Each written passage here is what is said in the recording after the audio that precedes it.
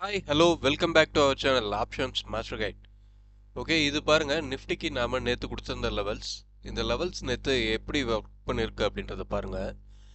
Market ஒரு gap down ஆனவன் எக்ஸாக்டா நம்மளோட S2ல தான் S2ல சப்போர்ட் எடுத்தவன் அங்கேருந்து S1ல போய் டைரெக்டாக ரிஜெக்ட் ஆயிருக்கான். இதெல்லாம் ஏன் இவ்வளோ கிளியராக வேலை செய்யுது அப்படின்னா, இது எல்லாமே ப்ரீமியம் பேஸ்ட் கால்குலேஷன். ப்ரீமியத்தில் கிடைக்கிற க்ளோஸ் ப்ரைஸை பேஸ் பண்ணி மட்டுமே எடுக்கிற லெவல்ஸ். ஸோ இது எல்லாமே உங்களுக்கு அக்யூரசி அதிகமாக இருக்கும். நாம் சும்மா தம்ப்லைனில் மட்டும் ஹை அக்யூரசின்னு போடலை, ரியலாகவே லைவ் மார்க்கெட்டில் அக்யூரசி அதிகமாகவே இருக்கும். மார்க்கெட் பார்த்தீங்க அப்படின்னா நேற்றுக்கு கேப் டவுன்.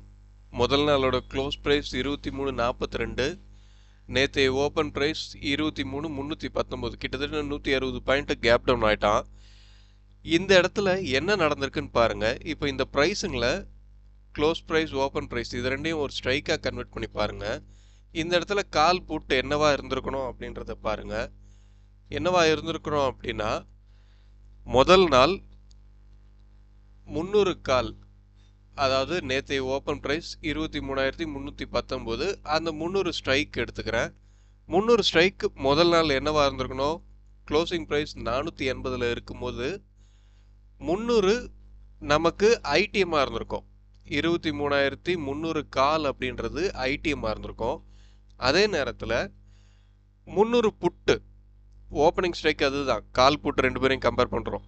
300 புட்டு என்ன பண்ணியிருந்திருக்கோம், ஓடிஎம்மாக இருந்திருப்பான்.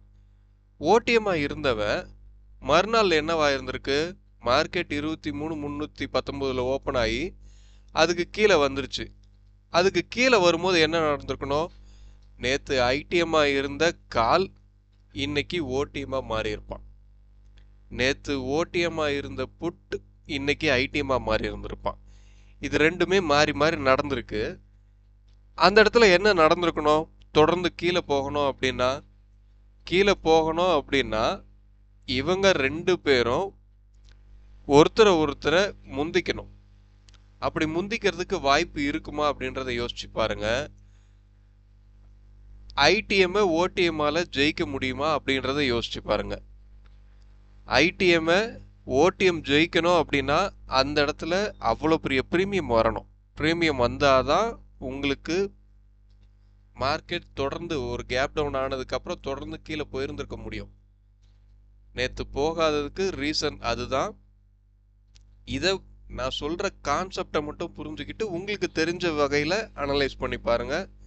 கண்டிப்பா மார்க்கெட்ல ஒரு பெரிய கேப் விழுந்ததுக்கு அப்புறம் அந்த கேப்பை ஏன் எப்படி வந்து ஃபில் பண்ணுது அப்படின்ற உங்களுக்கு அந்த லாஜிக்லாம் உங்களுக்கு கிளியரா புரியும். ஓகே, இது இருக்கட்டும்.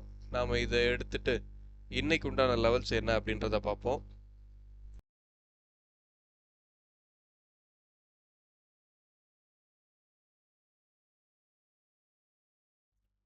ஓகே, இன்னைக்கு உண்டான லெவல்ஸ் என்ன அப்படின்னா 23,535, 23,456, 23,295, 23,214.